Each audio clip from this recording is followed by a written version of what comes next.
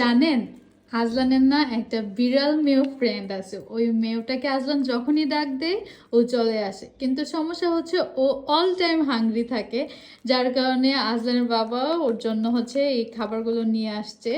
এগুলো শেষ হলে আবার আনবি ইনশাল্লাহ। আর বিড়ালটা হচ্ছে বাইরের বিড়াল, স্ট্রিট ক্যাট। তারপরেও হচ্ছে যখনই আসে আমরা কিছু না কিছু খাবার দেওয়ার চেষ্টা করি, কিন্তু সব সময় আর কি খাবার থাকে নাকি, যার কারণে এগুলো নিয়ে আসা।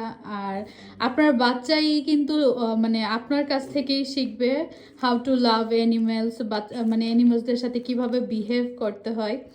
সো ভালো কিছু শিখেন আপনার বাচ্চাকে, আপনিও ভালো কিছু করেন।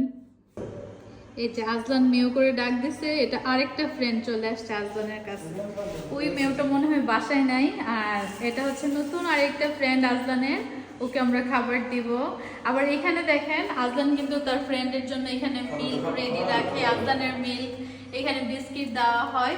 তো আজকে থেকে তাকে হচ্ছে এই যে ক্যাট ফুড দেওয়া হবে ইনশাআল্লাহ। টাক্কা টাক্কা আজলান কথা বলতেছে।